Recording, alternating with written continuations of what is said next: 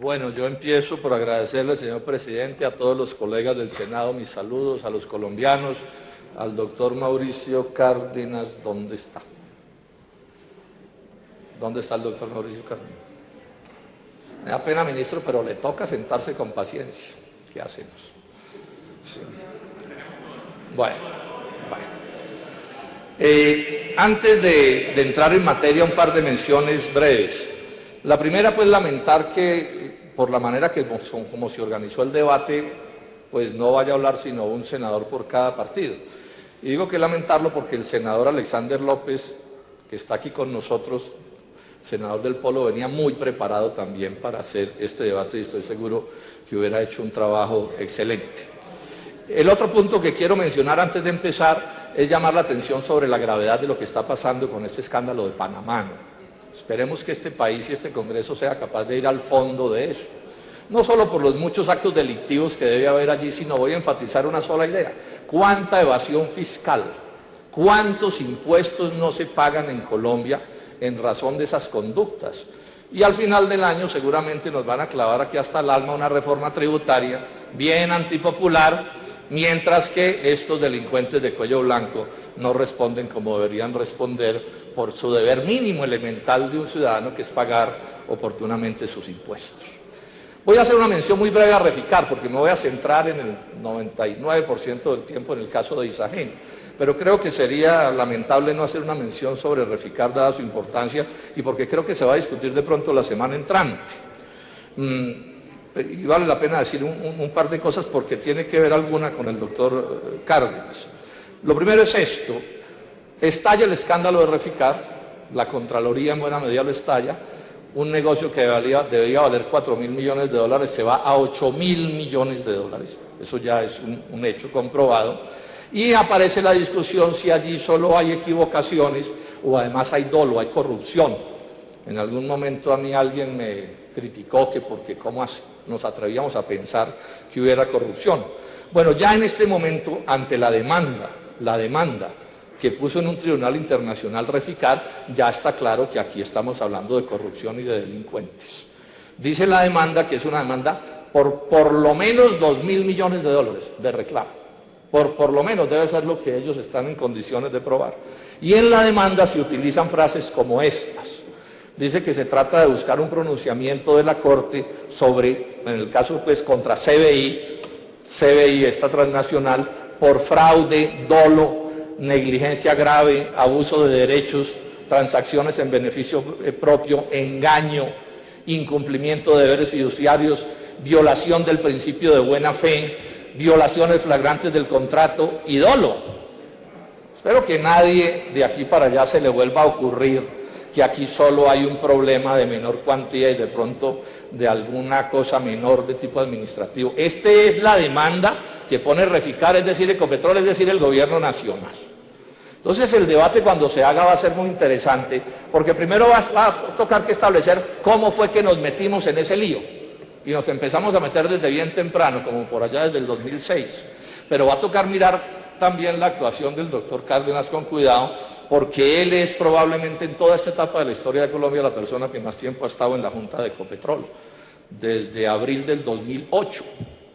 Y lo que ya tenemos establecido es que la conducta del doctor Cárdenas fue lamentable, porque él en el 2012, en un informe de Junta Directiva de Ecopetrol, dice que se reunió con el director de CBI, estos que parecen ser estos grandes delincuentes o que por lo menos tienen graves acusaciones internacionales, y que, comillas, le reclamó, comillas, el incumplimiento intolerable del contratista, comillas, y les advirtió que el gobierno nacional, comillas, no está dispuesto a permitir más retrasos ni costos adicionales del proyecto. Y son muchas las actas de Junta Directiva de Ecopetrol y de Reficar que señalan que estos de CBI estaban tumbando al Estado colombiano de mil maneras. Y sin embargo, doctor Cárdenas, y esto es gravísimo, usted hace unos días, el febrero 28, explicó, dice, desde 2013 se optó por seguir adelante con el contratista y conformar un equipo legal para preparar una reclamación, comillas. Bien lo dijo la periodista María Isabel Rueda, que ese es el caso de quien encuentra pues a alguien robándole su casa y en vez de proceder de alguna manera se sienta a recaudar las pruebas mientras el otro se acaba de robar los enseres para recaudar las pruebas para hacer un proceso. Eso se llama, doctor Cárdenas, omisión de denuncia. Está realmente en problemas usted con ese tipo de posiciones, lo mismo que toda la Junta de Ecopetrol y de Reficar. Bueno, vamos a Isagen. Y les voy a pedir paciencia. Aquí se ha pedido centrarnos en Isagen y entonces todo el resto del tiempo voy a hablar solo de Isagen. Y les voy a pedir paciencia porque esto es lleno de detalles. Y si no se miran los detalles no se entiende el debate. Porque lo que voy a demostrar es que, primero, que fue inconveniente la idea de vender a Isagen. Fue un error de inconveniencia, no se ha debido vender y voy a explicar por qué. Pero en la segunda parte, que es la parte más compleja de este debate, voy a explicar cómo estoy convencido de aquí a quien en este caso se presentó una colusión, un acuerdo de voluntades entre las dos transnacionales que dijeron que iban a participar en esa subasta que se volvió de uno, subasta de uno, ahí ya hay una idea fraudulenta. Hubo una colusión entre esas dos transnacionales, Colbún y Brookfield, que fue la que al final se quedó con el asunto, creo yo, con funcionarios del gobierno nacional para defraudar el patrimonio público y adquirir a menosprecio esa empresa que tanto queríamos y que se llama Isagen. Esto, repito, va a exigir paciencia porque hay una serie de detalles que habrá que explicar cuidadosamente porque la gravedad de los cargos así lo amerita. O sea, lo he planteado desde ya, pero lo repito aquí, necesitamos que los organismos de control se vayan a fondo. La colusión para defraudar el patrimonio público es un delito de carácter penal. Y lo que voy a presentar es aquí una serie de indicios, más de 10 indicios, que me permiten señalar que es bien probable que se pueda demostrar que esa colusión existió. No solo en razón de los indicios, sino de las pruebas que tendrán que recaudar las autoridades. Hablemos primero un poco del tema de la inconveniencia. Este es otro pésimo negocio de privatización de los que siempre han hecho. Y este además tiene un agravante, es una exigencia del Plan Colombia, aquí que les gusta tanto a ciertas personas. El Plan Colombia le exigió a Colombia para dar esos dolarcitos que dieron los gringos, bastante escasos por los demás en relación con lo que puso el país, menos del 8% ellos y el 92% Colombia, exigió la privatización de Isagen. No voy a leer la cita, pero pues se puede conseguir. Y además, siendo ministro Juan Manuel Santos de Hacienda, convirtieron el Plan Colombia, lograron que lo asumiera el Fondo Monetario Internacional en una carta de intención y allí, en la carta de intención al Fondo Monetario Internacional, vuelve a decirse, señor presidente, que había que privatizar a Isagen y a ISA y a todas las empresas del Estado. Repito, no leo para no hacerme largo. ¿Por qué venden entonces a Isagen? No la venden por mala, no la venden porque sea un hueso, no, la venden es por buena, porque es un gran negocio, un negociazo. Van por el lomo quienes se pusieron detrás en este acto de privatizar a Isagen. Y hago una advertencia que fue una cosa que a mí se me escapó y creo que a casi todos que es importante. Estos místeres no compraron solo el 57% de Isagen, que es la parte, digamos, de las acciones del gobierno nacional.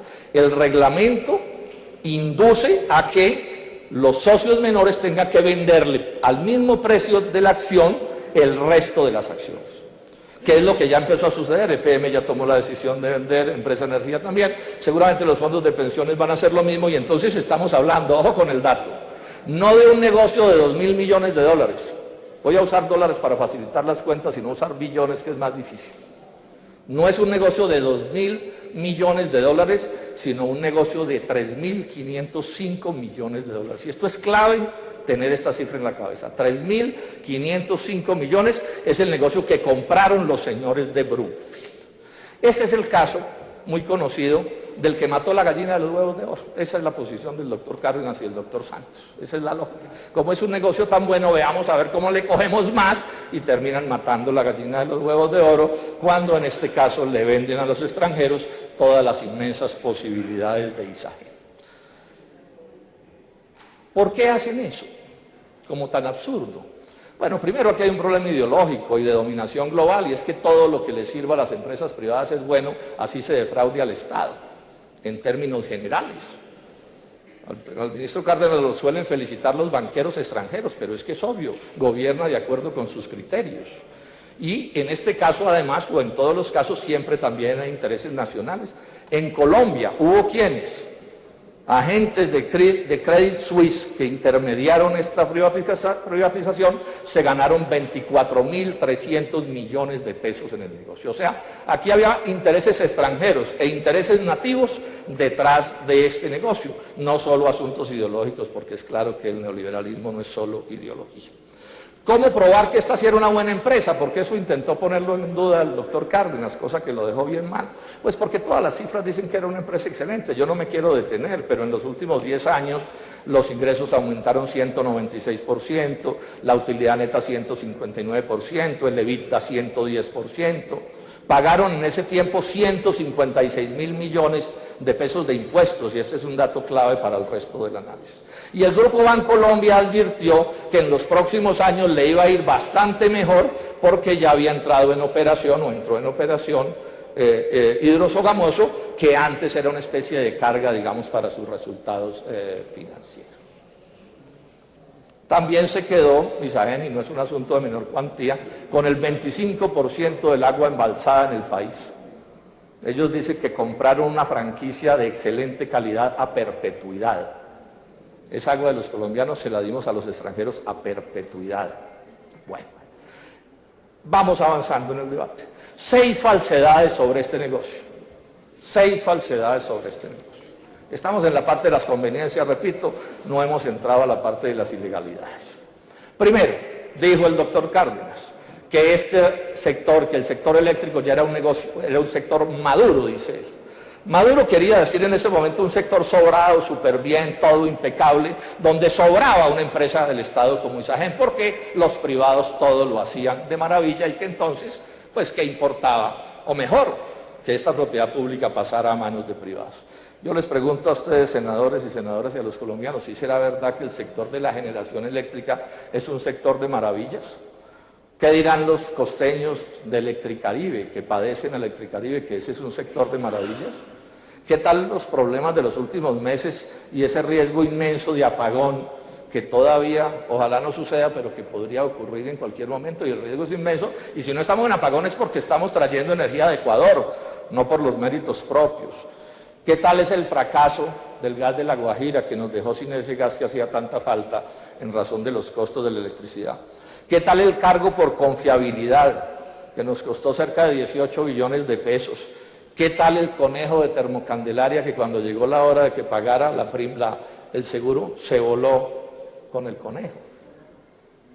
¿Qué tal los aumentos de las tarifas? ¿Y qué tal esta, que no la he oído comentar, portafolio de marzo 22? Las generadoras térmicas amenazan con entregarle las plantas al gobierno. Y dice el jefe de las térmicas en Colombia, que si el 1 de mayo el gobierno nacional no ha doblado el precio de escasez, le entregan las plantas al gobierno. Doblar el precio de escasez de 302 a 685 kilovatios pesos el kilovatio quiere decir que la tarifa se va a pegar la disparada del siglo. O sea, que decir, doctor Cárdenas, que este es un sector buenísimo, donde no pasa nada, pues por lo menos era una exageración efectista para poder facilitar la venta, repito, de una empresa que cada vez está más claro cómo era de importante en la vida nacional. Segunda falsedad, Isagen no es un bien estratégico. Santos, nada tiene Isagen de estratégico. Son capaces de decir cualquier cosa. Nada tiene Isagen de estratégico. Doctor Cárdenas, otro gran mito es que la venta de la empresa pondrá en peligro la expansión del sector eléctrico y que subirán las tarifas. Pues bien, el Banco de la República, EAFIT, la Contraloría General de la República, un estudio del gobierno gruesotote que le hicieron, todos dicen que el sector de generación eléctrica es un oligopolio. Y usted, doctor Cárdenas, debe saber que en los oligopolios se terminan aprovechando de la fuerza del oligopolio para maltratar de 1000 maneras a los usuarios. ¿Qué dice la Contraloría en el 2015? Por su capacidad en la producción eléctrica es de importancia estratégica la Contraloría. ¿Qué agrega? Que es en un mercado oligopólico, es el de la generación donde participan pocas empresas. ¿Qué agrega? que la privatización es un riesgo para el Estado, pues limita el control natural que tiene hoy el Estado en el mercado nacional de energía. Es una falsedad, por supuesto, decir que no era estratégica.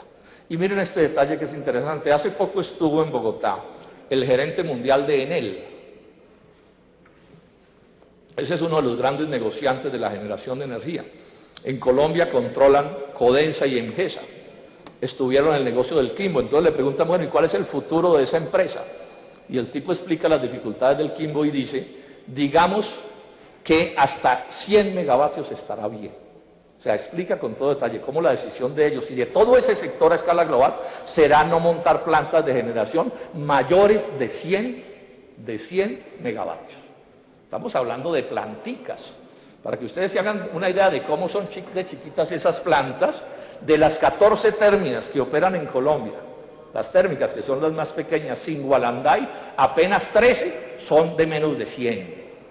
Todas las demás son mayores, Tepsa 877, Termosierra 455, Termoflores 441, y si nos vamos a las hidráulicas, y él dice que en las hidráulicas se incluye que no pueden pasar de 100, miren las hidráulicas, San Carlos 1240, Chivor 1000, Hidrosogamoso 820, o sea, que el señor de Enel, y en general todo ese sector, sentencia a este país a producir energía costosa, tanto hidráulica, como térmica, porque esas plantas pequeñas, ese es su problema, tienden a tener mayores costos de producción del kilovatio que las que tienen plantas superiores. Y Colombia es una potencia hídrica, donde hay posibilidades de hacer proyectos diferentes a los que están planteando. Luego, miren ustedes lo que está pasando. Tercera falsedad, igual empresa pública que privada. Yo no me opongo a que haya actividad y empresas privadas, esa no es una discusión con el polo. Es más, buena parte de mis debates sobre los TLCs es que arruinan a las empresas privadas. Pero de ahí a decir, o a concluir o a pensar que todas las empresas tienen que ser privadas y que no puede existir el sector público porque es una inconveniencia, una necedad, pues es un absurdo. Yo le doy estos datos. Generación en Noruega, generación eléctrica en Noruega, 100% público. India, 100% público. Francia, 84% público, y podría seguir así. Es más, sin el sector público nunca tendríamos la generación que tenemos hoy en Colombia. Ahora, que eso se le entreguen a los extranjeros, pues tampoco parece preocuparle al doctor Cárdenas. Una de las razones para esta moción de censura. La otra falsedad, la cuarta, se cambia un activo por otro, asumiendo o sugiriendo que son idénticos y que da lo mismo tener a Isagen que tener carreteras, porque todo esto nos lo echaron con el cuento de las carreteras, y resulta que no es cierto que sea lo mismo. Isagen Pública le renta al Estado en plata, en metálico, además de prestar el servicio de electricidad, a todo el mundo le tiene una renta al Estado colombiano, que ha explicado la Contraloría. El Isagen de Brookfield no le renta al Estado colombiano. En segundo término, Isagen Pública se valoriza para el Estado. Las vías, por sus características, no se puede decir que se valorizan porque las vías no se venden como se pueden vender otras cosas.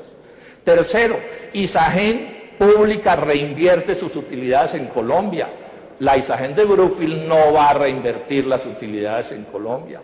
Isagen Pública puede romper el oligopolio o controlarlo. Isagen de Brookfield fortalece el oligopolio, o sea, llegan hasta a trabajar para el oligopolio. Y digamos una quinta diferencia en ese cuento de cambiar un activo por otro, Isagen Pública paga impuesto de renta, 156.000 millones de pesos al año en el 2013, y hay una cláusula en el contrato que dice que Brookfield podrá, si quiere, localizar su empresa en el exterior, lo que quiere decir que se volverá otra cosa parecida a Panamá. Séptimo año, dice con claridad, señor ministro, para que no abra los ojos, séptimo año, a partir del séptimo año, Brookfield podrá localizar a Isagen por fuera del país.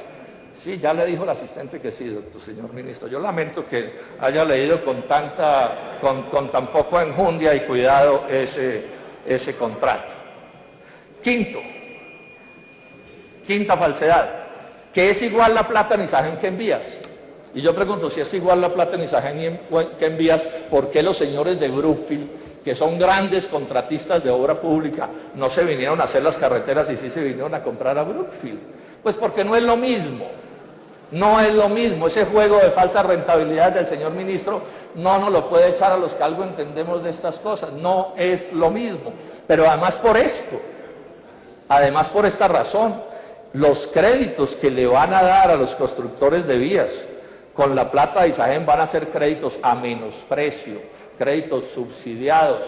Esto está claro y los hechos terminarán demostrándolo. Dice el especialista José Roberto Acosta, créditos a 20 años a empresarios privados que tendrán 8 años de gracia, tomando riesgos financieros que ningún banquero en su sano juicio estaría dispuesto a asumir, señor ministro. Es a eso lo que van a poner la plata de Isagen, a financiar la financiera eléctrica nacional. Y ojo, ¿quién va a controlar la plata de la financiera eléctrica nacional?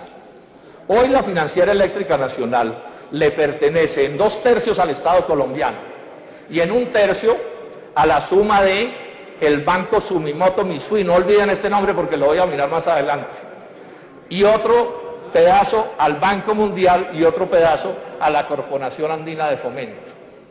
Y dicen las normas de la Financiera de Desarrollo Nacional que una vez entre la plata del Estado colombiano a la Financiera Eléctrica Nacional, se mantendrá el poder de veto de los extranjeros sobre esa plata, senadores. O sea que serán los extranjeros los que terminarán definiendo en qué invierte el Estado colombiano su plata. Y no crean ustedes que esos extranjeros de estos 3 sectores que he mencionado no se van a mover para favorecer precisamente a los propios extranjeros. Y la falsedad más escandalosa. Yo les voy a rogar un poquito de paciencia. La falsedad más escandalosa. La campaña del doctor Cárdenas y del presidente Santos y de todos sus amigos a decirnos que no importaba que el precio base de la subasta fuera bajo, porque en la subasta iba a subir el precio en proporciones nunca vistas y que eso iba a ser la maravilla del negocio. Pues bien, miren ustedes las citas de ellos mismos. Mauricio Cárdenas: habrá una subasta donde la competencia entre reconocidos inversionistas estratégicos permitirá que el precio pagado sea mayor, dijo el doctor Mauricio Cárdenas. La subasta permitirá que el precio pagado sea mayor. Otra frase del doctor Cárdenas sobre lo mismo: Isagen generará una competencia fuerte que permitirá vender a un precio beneficioso para el país. Una competencia fuerte por la subasta para alcanzar un precio beneficioso para el país.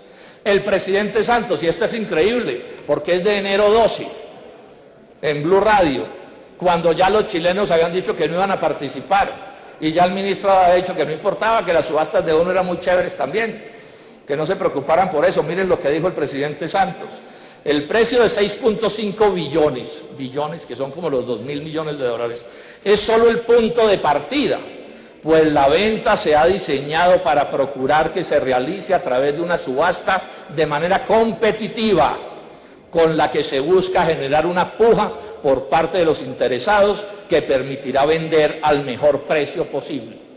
Presidente Juan Manuel Santos. Estos son los hechos, esto fue lo que nos ofrecieron, este es el debate que estamos haciendo. Y ojo que es un detalle interesante, puesto en dólares, el precio del primer intento de subasta, el que les fracasó, y la subasta que se pudo hacer, hubo un detrimento en dólares para el país sobre el precio base del total del negocio, no solo de la parte del gobierno nacional, sino del total del negocio, de 1.126 millones de dólares por el cambio de la tasa de cambio. Estos místeres se ganaron toda la plata del mundo en este negocio. Bueno, veamos unos hechos. Veamos unos hechos. Uno, una subasta de uno aquí en Cafarnaún es un fraude, es una trampa. Es absurdo llamarla subasta, es que la subasta tiene una definición precisa. Una subasta es una puja, una competencia, varios compiten entre sí, eso es lo que es una subasta. Entonces aquí se inventaron, el doctor Cárdenas y el presidente Santos se inventan la subasta de uno y hay que aplaudirles su genialidad. Y ahora vamos a ver que eso es inconstitucional, ilegal, las subastas de uno. Por definición, senadores y senadoras y colombianos, el precio base de una subasta es bajo, porque de lo que se trata es de atraer inversionistas atraídos por ese precio relativamente bajo para que pujen, compitan entre ellos y alguien se quede quedando con ese bien que se ha sacado a la subasta. Hecho 2, de acuerdo con el gobierno, el reglamento de la subasta permitía la subasta de uno. Si ustedes leen el articulito, ministro Cárdenas, es muy extraña la redacción. Ahí no dice con claridad que las subastas de dos, que las subastas de uno se pueden hacer. Esa es una interpretación que ustedes les dan. Yo no sé si la calcularon desde el principio enredada la redacción, pero ahí no dice, doctor Velasco, usted que es abogado, léalo, ahí no dice que se podrá hacer una subasta de uno. Pero bueno, aceptemos que el ministro dice que sí se puede hacer, pero ojo con esto, que esto es de una gravedad inaudita. Eso que él dice que permite la subasta de uno no es una ley, no es un decreto, no es una resolución del Estado, es apenas un reglamento de la subasta hecho por la Bolsa de Valores de Bogotá. Un reglamento, cosa que no permite ninguna ley ni la Constitución Nacional permite en Colombia hacer subastas de uno, que como es obvio, defraudan el patrimonio nacional. Hecho 3. Yo voy a hablar aquí de unos indicios graves, pero estoy estableciendo hechos porque los indicios se relacionan con los hechos. Los indicios son en sí mismos un hecho, pero tienen que relacionarse con otros hechos. Hecho 3. Brookfield se ganó una millonada al no haber subasta. Obvio. Se queda con un negocio de 3.505 millones de dólares en el que no hubo puja. Si hubiera habido puja, competencia, póngale 10% que hubiera subido el precio, 350 millones de dólares que le dieron gratis a los señores de Brookfield. Si la puja hubiera subido el precio en 15%, 525 millones de dólares de más habían tenido que pagar los señores de Brookfield. Si fuera el 20%, uno no puede saberlo con certeza. 701 millones de dólares regalados a los señores extranjeros de Brookfield, simplemente porque aquí, en un reglamento de una subasta, con una frase confusa se inventaron las subastas de uno. Estamos hablando de cosas muy graves, señor ministro. Hecho 4. Esa subasta de uno es inconstitucional. Esto está demostrado hasta la saciedad. Es inconstitucional, primero, porque viola el derecho constitucional a la libre competencia. Y segundo, porque viola el derecho constitucionalidad a la moralidad administrativa, es decir, actuar de buena fe. Esto es tan impresionante lo de la subasta de uno, que en ningún documento del gobierno nacional se motiva, se explica por qué puede haber una subasta de uno. Inaudito, ¿no? Inaudito. Bueno, veamos cómo es lo de la ilegalidad. Las enajenaciones de propiedad accionaria del Estado colombiano se reglamentan por la Ley 226 del 95 y esa ley no autoriza subastas de uno. La ley, esa es la ley. Es más, en los artículos 2 y 9 habla de la amplia publicidad y la libre concurrencia como una característica que tiene que vender la enajenación de acciones del Estado colombiano. Y advierte esa ley que la ley 80 del 93 no es aplicable a estos procesos de enajenación accionaria. Espero, señor ministro, que no me vaya a salir a armar un enredo con otras formas de contratación que son distintas. Los que son aquí abogados, que yo no lo soy, échenle ojo a este detalle, porque aquí nos van a intentar montar la posibilidad de las subastas de uno con normas de contratación que no aplican a una privatización como la de Isagen. Las normas que aplican para la privatización de Isagen son la Constitución Nacional, la Ley 226 y los decretos 1609 del 13, 2316 del 13 y el 1512 del 14. De ahí no se pueden salir. Y en ninguna parte se puede hacer subasta de uno. No se puede hacer. Ahora, sobre esto, hay un antecedente que es una decisión de la Sala Plena del Consejo de Estado sobre una subasta de uno que casi sucedió en Colombia, o que casi sucede, que fue la de el famoso canal de la televisión, el tercer canal. Ustedes se recordarán que eso se hunde, ¿sí? Porque fue un intento de subasta de uno. Bueno, y entonces el Consejo de Estado se va a fondo sobre ese tema de que no se pueden hacer subastas de deuda. Y dice cosas como estas. El principio de libre concurrencia plural busca ante todo hacer énfasis y determinar los procesos de contratación pública bajo senderos de competencia real, con el fin de obtener, a través de la presencia plural de oferentes, una oferta adecuada al mercado y por lo tanto óptima para la administración pública. Aquí lo que está es hablando de la violación del principio constitucional de la libre concurrencia que tiene que tener estas enajenaciones. Agrega el Consejo de Estado en sala plena: esa pluralidad se requiere para que a través de la confrontación de estos actores surjan precios que maximicen los recursos para el Estado. Yo les pregunto, ¿eso ocurrió en este caso? Y agrega el Consejo de Estado: esa exigencia no constituye un mero requisito formal o del arbitrio del legislador, sino por el contrario, es una talanquera legal para evitar procesos de selección carentes de sustantividad pluralista y participativa necesaria en relación con un bien como estos. O sea, más claro no canta un gallo. Y además, el Consejo de Estado también se pronuncia sobre la moralidad administrativa, ministro. Usted está encartado, gravemente encartado en este caso, sobre la moralidad administrativa, que es el tema de la buena fe con la que se actúa. Es el problema de que los actos públicos tienen que llevar de manera intrínseca una actitud moral frente a lo que está sucediendo. Y la primera moralidad de una venta de Isagen es buscar el mayor ingreso para el Estado. Y si se metieron por el camino de la subasta, ese mayor ingreso tiene que estar en la pluralidad de oferentes. Hablando de esa fracasada subasta de uno, agrega la Corte, la sentencia de la Sala Plena del Consejo de Estado. Dijo que se introdujeron mecanismos que limitan la formación dinámica del precio. Además que se impidió que el precio se formara por la libre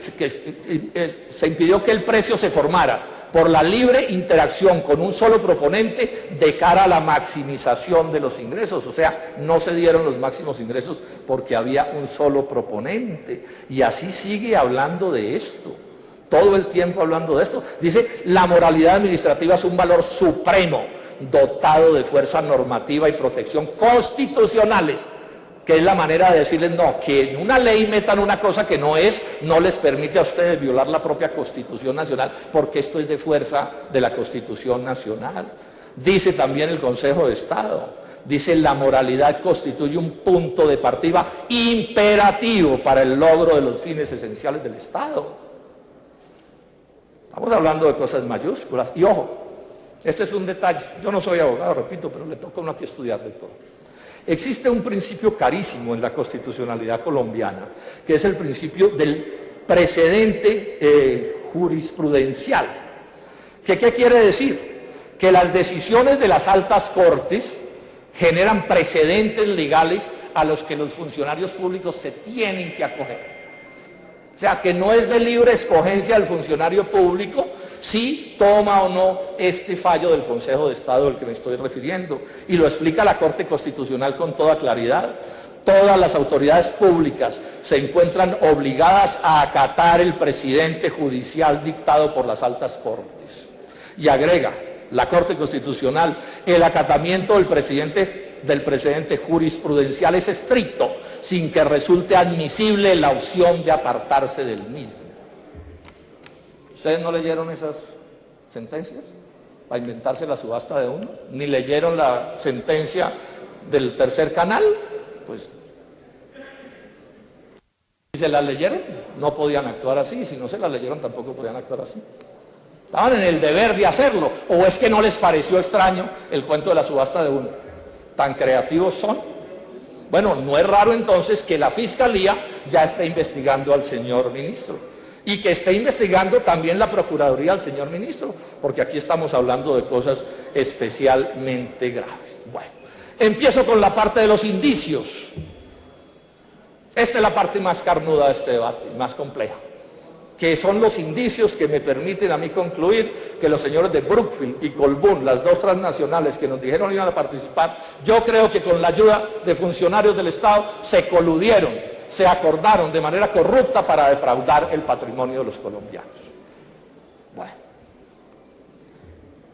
Indicio 1. Bueno, perdón, ya tenemos unos hechos, ¿no? Los hechos es que hubo subasta de uno, eso no está en discusión. El otro hecho es que compraron por el precio base, eso tampoco está en discusión. Entonces los indicios es para intentar descifrar por qué ocurrió eso. Bueno, tenemos otro hecho, y es que es ilegal y es inconstitucional lo que se hizo. Entonces veamos por el camino de los indicios que encontramos. A los que no son abogados les explico. Un indicio es algo como esto. Una persona va y compra un veneno, arsénico, para poner un ejemplo.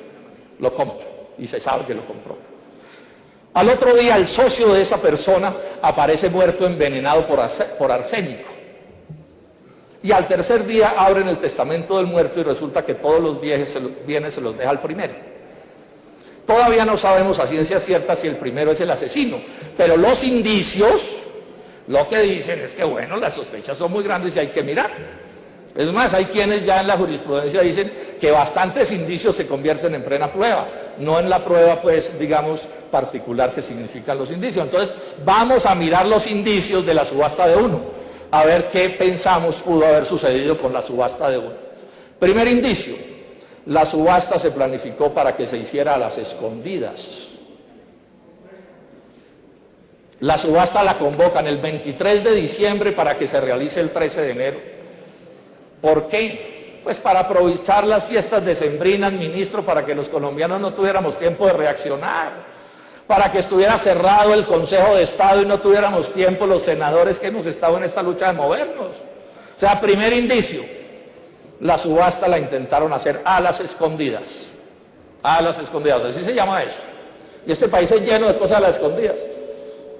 No sería raro que el 90% de las normas colombianas se aprobaran los 28 de diciembre. Y así se gastan los presupuestos. Segundo indicio, este es gravísimo. No buscaron más oferentes. No buscaron más oferentes. Si yo estoy haciendo dentro de la moralidad administrativa una subasta, lo que quiero es que vengan muchos, para que en la puja suba el precio. De eso se trata. Bueno, y miren ustedes lo que hicieron, cómo no buscaron más oferentes. El gobierno empieza este proceso. Este es el segundo proceso de privatización de ISAEN, el otro se había suspendido antes, no estamos hablando desde este.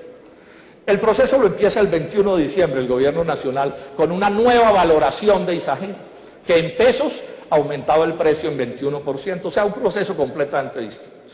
Y el ministro Cárdenas pone un aviso en la prensa que lo pone el 23 de diciembre y advierte que la subasta se hará el 13 de enero. O sea que le da al que quisiera participar o a los que pudieran estar interesados, y en ese momento nominalmente había 3 posibles, les da 18 días hábiles para que se consigan todos los papeles y la plata y todas las cosas. Pero cuando uno mira con más detalles no les da 18 días hábiles, porque ellos tenían plazo hasta el 31 de diciembre para entregar una póliza sin la cual no se podían presentar en la subasta. O sea, les dieron 7 días. ¡7 días! Para que consiguieran todos los papeles, para que se decidieran en un negocio de más de 5.000 millones de dólares. Un negocio que había cambiado por completo al primer intento de privatización que se hizo. Un país que era distinto, etcétera, etcétera. Les dieron 7 días para tomar la decisión de participar en la subasta. Ese es el indicio número 2. El indicio número 3. Aquí se nos dijo hasta el último día, y lo insinuó el presidente Santos el 12 de enero, cuando ya se sabía que no iba a participar, se nos dijo que los señores de Colbún iban a participar en la subasta. Ese fue el cuentico que nos echaron, el garlito, que estaban Brookfield y Colbún participando en la subasta. Pues bien, esto lo hemos investigado minuciosamente en mi oficina. Nos hemos comunicado incluso con la Superintendencia de Valores de Chile para establecer la certeza y la seriedad de lo que estamos diciendo. No existe un solo documento, ni privado ni público de Colbún, ni documento periodístico, ministro, que diga que los señores de Colbún iban a participar en la subasta. Lo máximo que hay es que ellos dicen que lo están pensando. Miren ustedes los detalles. El 24 de diciembre y el 29 de diciembre, por requerimiento de la Superintendencia de Valores de Chile, Colbún le dice a la Superintendencia que están pensando en participar. Les dice exactamente, estamos evaluando la conveniencia y la posibilidad de continuar en el proceso. O sea, no dicen que sí, no dicen que sí. El 8 de enero van a decir que no, también en carta a la superintendencia, pero en diciembre no dicen que sí. El 22 de diciembre, el presidente de Colbún, el señor Thomas Keller, en una entrevista de una página en un diario chileno, habla una página entera de los negocios de esa empresa y no menciona a Isagen ni una sola vez, sino que se regodea, y ahora me voy a detener en eso, de haber comprado una empresa de energía peruana. O sea, pero el señor presidente en esa entrevista no dice que estaban interesados en Isagen. Además, el 23 de diciembre, este mismo personaje dice la información de la noticia, dice, ya ha advertido públicamente que la paciencia de la eléctrica es limitada respecto a los obstáculos que muestra la compra de Isagen. O sea, el señor expresa su desagrado porque esa operación no se hubiera hecho inicialmente. O sea que nadie puede decir que los señores de Colbún dijeron que iban a participar en esa subasta, pero aquí se nos dijo todo el tiempo. Ese cuento nos lo echaron todo el tiempo. Ese es el tercer indicio. El tercer indicio que nos están manipulando, ¿no? Cuarto indicio. Los medios de comunicación chilenos siempre dudaron, y los chilenos y algunos colombianos, ojo, dudaron que Colbún fuera a entrar a la subasta. El 23 de diciembre, la revista Minería Chile, el titular, Colbún, : gobierno colombiano sube precio de Isagen y complica compra. O sea, lo que dice es que en Chile lo que están diciendo es que ese nuevo precio complica la compra. ¿La compra de quién? De Colbún. Viernes 25 de diciembre, portafolio en internet, Colbún se retira de subasta de Isagen, es el titular. Y adentro dice Colbún se retiraría. Y dice que la noticia es tomada de Bloomberg, de la Agencia Internacional de Noticias. Y ese mismo día, un periódico en internet que se llama Entorno Inteligente en Colombia reproduce por completa la noticia de portafolios. Y en enero 12, esta es la mejor, el mejor de los indicios, en enero 12, cuando ya el mercado chileno sabe que Colbún no va a participar en la subasta, miren lo que pasa. Un periódico en internet titula: Mercado celebra decisión de Colbún de no presentar oferta por la colombiana Isagen, comillas. Su acción tuvo el mejor día en 4 meses. O sea, hubo una fiesta en Chile entre los especialistas chilenos, la gente que se mueve en el negocio de la bolsa, cuando Colbún anunció que no iba a meterse a comprar a Isagen. ¿Y por qué? Este es el quinto indicio. El quinto indicio nos dice que era casi imposible que Colbún pudiera intentar participar en esa subasta por la simple razón de que no tenía caja suficiente con que atender ese nuevo negocio. ¿Y por qué no tenía caja? Porque resulta que el 18 de diciembre los señores de Colbún compraron en Perú a Phoenix Power Perú, que es una empresa de energía relativamente importante del Perú. Les costó 171 millones de dólares que tuvieron que dar en rama, en plata, y asumir una deuda por 614.6 millones de dólares. Colbún es una empresa relativamente pequeña, sus activos valen unos 7.000 millones. Entonces, Colbún termina el año endeudada. La deuda de Colbún al final del año era de 2.235 millones de dólares, equivalentes al 31% de sus activos. Tan apretados quedaron los de Colbún con la compra de Phoenix Power Perú, que el 19 de febrero tuvieron que refinanciar sus deudas. El 19 de febrero tuvieron que asumir un crédito de 366 millones de dólares para refinanciar sus deudas. ¿Saben quién les dio ese crédito? No olviden las palabras. Scotia Bank y Sumitomo Mitsui. A Sumitomo Mitsui ya lo mencioné, es uno de los socios de la Financiera de Desarrollo Nacional. Y a los de Scotiabank ya los vamos a volver a mencionar. Esto es lo que celebra el mercado chileno. El mercado chileno lo que celebra es que en las condiciones de esa subasta para Colbún era de mucho riesgo meterse en un negocio como este del que estamos hablando. Inclusive por esta razón, ya mencioné que el endeudamiento de Colbún sin comprar Isagen equivalía al 31% de sus activos a diciembre 31. Si se hubiera metido a comprar el 57% de las acciones del gobierno nacional, todo con deuda, ese endeudamiento se le hubiera ido al 59% sobre activos. Y si hubiera comprado todo Isagen con crédito, el endeudamiento se hubiera ido a 79% de los activos. Luego, senador Name, difícilmente esos personajes estaban realmente interesados en meterse en esto. Indicio 6, y este es uno de los indicios más escabrosos de esta historia. Ya les había dicho que usted no podía entrar a la subasta el 13 si antes del 4 de enero no había entregado unas pólizas de cumplimiento, unas pólizas costosas de más de $200.000, en las que usted como comprador asumía el compromiso de pagar, si se ganaba la subasta, so pena de una multa de 100.000 millones de pesos. Entonces miren lo que pasa, que esta es una de las cosas más curiosas de esta historia. El lunes 28 de diciembre, el Banco Colpatria Multibanca, que es en Colombia,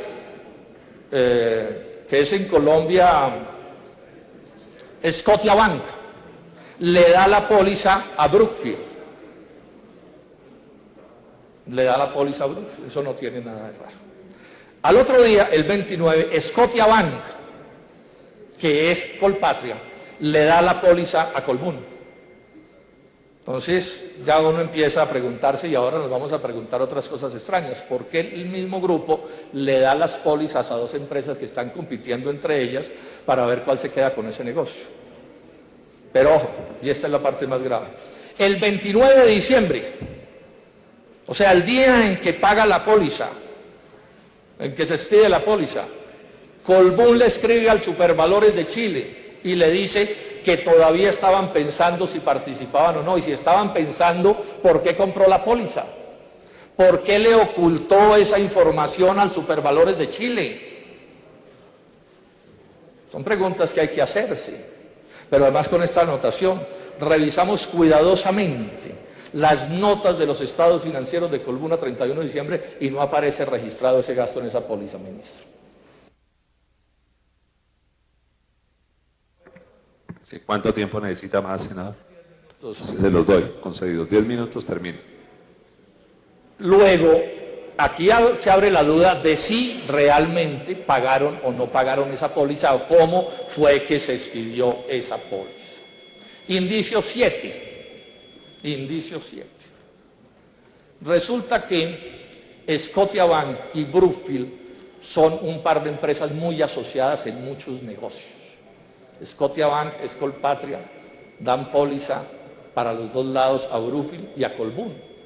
No deja de ser una novedad, porque si yo soy banquero amigo de una empresa, ¿por qué le voy a dar la póliza a otro de otra empresa que me puede, digamos, entrar en competencia? El señor Aaron Regent, hoy de la junta directiva de Scotiabank, fue hasta el 2012 gerente senior de Brookfield y codirector ejecutivo de la empresa de infraestructura de Brookfield. Hay muchos documentos en Toronto que muestran la cercanía grande entre Brookfield y Scotiabank. Y ya he señalado las relaciones que están teniendo Colbún con estos otros. Inclusive hay un artículo en alguna revista que habla de los Brookfields, que sería algo así como los diablos de Brookfield, refiriéndose a asuntos de negocios con Scotiabank. Indicio 8. Brookfield es una empresa severamente cuestionada, ¿no, ministro? Esto no es un asunto de menor cuantía. Aquí lo vimos en los medios de comunicación, los señores de Brookfield están acusados por soborno a funcionarios públicos en Brasil, por repartir sumas enormes sobornando. Brookfield es una empresa investigada en Estados Unidos por la Comisión de Valores de ese país y investigada por el Departamento de Estado de los Estados Unidos por promover la corrupción internacional. Y dicen los analistas en Estados Unidos estas cosas sobre Brookfield, que una compañía como Brookfield pueden verse como, que esas compañías, ese tipo de compañías pueden verse como cajas negras con una contabilidad hecha de polvo de hadas. Dicen, la estructura de su capital es increíblemente compleja y cambia constantemente. Esto hace que la compañía no pueda analizarse si es que no es propensa a la manipulación. Hay muchas partes sueltas, demasiadas oportunidades para que los administradores jueguen con las cifras. Y se pregunta el analista, ¿vale realmente la pena mantener en su portafolio una firma con este perfil de riesgo? Esa pregunta se la ha debido hacer usted, ministro, porque usted hubiera podido desmontar esa subasta y no la quiso desmontar. Tenía todo el derecho legal de desmontarla y no la quiso desmontar. Indicio 9, muy cercana Brookfield al señor Tony Blair. Y nos estamos acercando por otro lado a Colombia. Recordemos primero esto, el señor Tony Blair fue primer ministro inglés y cuando salió de ese cargo se aprovechó del prestigio que ganó como primer ministro y se dedicó a hacer negocios entre sospechosos y turbios por el mundo. Si ustedes entran a internet, esa es una persona de pésima reputación. Y resulta que el señor Gus O'Donnell, que fue secretario de gabinete del señor Tony Blair, es parte de la junta directiva de Brookfield en Toronto. Otro indicio. Otro indicio. ¿Saben con quién trabajó en el gobierno? ¿Saben quién trabajó con Tony Blair en su gobierno? Como en la Comisión para el África, el actual presidente mundial de Credit Suisse, que se ganó 24.000 millones de pesos en la privatización de Isagen. Son indicios, pero son muchos indicios, ¿no? Muchos hechos, muchos hechos. Indicio 11, las relaciones de Santos Juan Manuel con Tony Blair. Él se ufana de que son amiguísimos, que escribieron un libro juntos. Aquí lo trajo a defender sus políticas, pero además aquí hubo un pequeño escándalo, no fue a más porque los medios no fueron al fondo, sobre la presencia de la empresa de Tony Blair en el Departamento Nacional de Planeación, moviendo hilos en beneficio de unos inversionistas árabes interesados en negocios de minería. Busquen en internet que esto es parte de los escándalos mundiales. O sea, tenemos entonces unos hechos gravísimos y tenemos otros hechos que a mi juicio son indicios gravísimos en relación con lo que pasó en todo este asunto. Y yo pregunto, doctor Cárdenas, ¿y usted no se dio cuenta de nada de esto? O sea, una oficina enclenque como la mía, por su debilidad, no por la sabiduría de la gente que trabaja conmigo, pudo establecer todas estas realidades y usted no pudo establecerlas. ¿No era su deber maximizar los ingresos del Estado? ¿No era su deber cortar por lo sano e impedir que esta colusión de la que estoy hablando se desarrollara hasta tener éxito? ¿No es parte del trabajo de un funcionario público prudente no facilitar este tipo de situaciones de las que estoy hablando? ¿O me van a decir que es que este mundo del que estamos hablando es un mundo de señoras todas miembros de la Congregación de la Madre de Calcuta? No, este es un mundo turbio, de cosas turbias, como estas que estoy mencionando. Indicio 11, este es muy importante, la subasta se podía aplazar o cancelar. No hay ni una sola norma que le impida al gobierno colombiano cancelar una subasta como esa. Y tenía un argumento poderosísimo, es que era de uno, es que era un fraude al Estado, por definición se iba a vender barato. El patrimonio público iba a terminar sacrificado en esta operación. Y además a usted se lo dijo, en los días de la subasta se lo dijo el Consejo de Estado, ministro. El Consejo de Estado le dijo, usted puede prorrogar esta subasta hasta el 27 si quiere, pero además le agregó, sin perjuicio de lo que pudiera disponer el ministerio para ampliar el plazo. No es cierto, espero que no lo vaya a decir, ministro, que usted estaba obligado a hacer esa subasta en ese plazo, ni en ninguno. Concluyo entonces diciendo esto. A mi juicio, esto son cosas gravísimas, extremadamente graves. Es un debate de control político. Por supuesto que son las autoridades las que tienen que ir más al fondo de este asunto y las que tienen que investigar con más detalle. ¿Todo esto son casualidades? O sea, una casualidad, otra casualidad, otra casualidad, otra casualidad. No, a mí no me tratan como a un imbécil. Me da pena, pero no. Yo no soy un genio, pero no soy un tonto. Aquí hubo un torcido, tengo la íntima convicción de aquí que hubo un torcido. Que lo puedan y lo quieran demostrar o no las autoridades respectivas, yo no sé. Yo cumplo con mi deber de senador de la República de hacer un debate de control político en el que de manera minuciosa estoy diciendo cosas que son de extrema gravedad y que en otro país ya dentro de 5 minutos tendría que renunciar el ministro Cárdenas. Por lo menos, no haber sido prudente en el manejo del patrimonio público. Mínimo de ver la prudencia que se dice que hace verdaderos sabios. Conclusiones entonces. Pésimo negocio para el país. Actuación inaceptable del gobierno. Por lo menos un gobierno de irresponsables. Por lo menos. Y por supuesto, pésima la actuación del ministro Cárdenas. Ahora, ¿qué pueda pasar con esta moción de censura? No me hago muchas ilusiones, porque aquí hay un espíritu de cuerpo de la unidad nacional que tiene mayorías.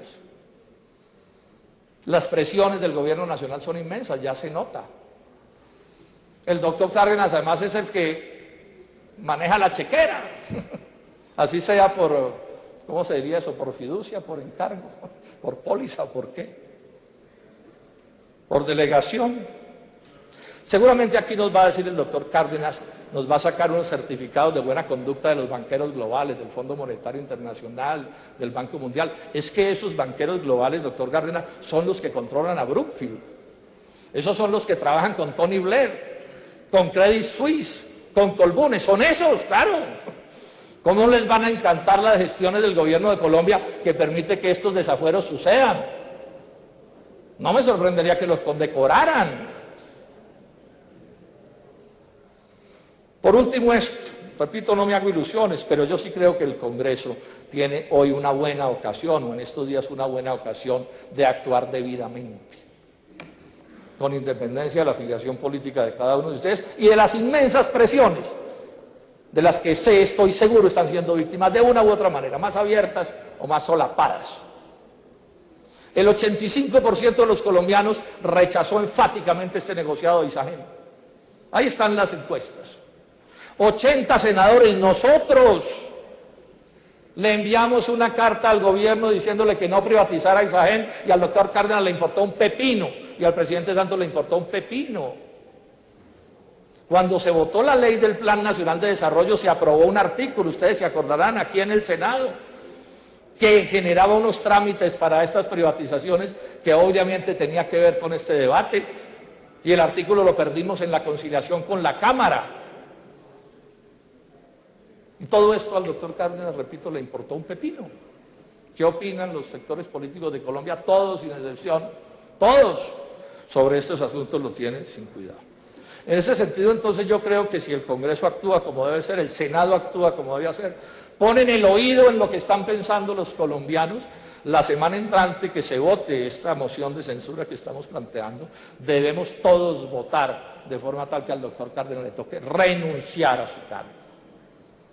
Renunciar a su cargo por el cúmulo de pruebas que se han presentado esta tarde aquí.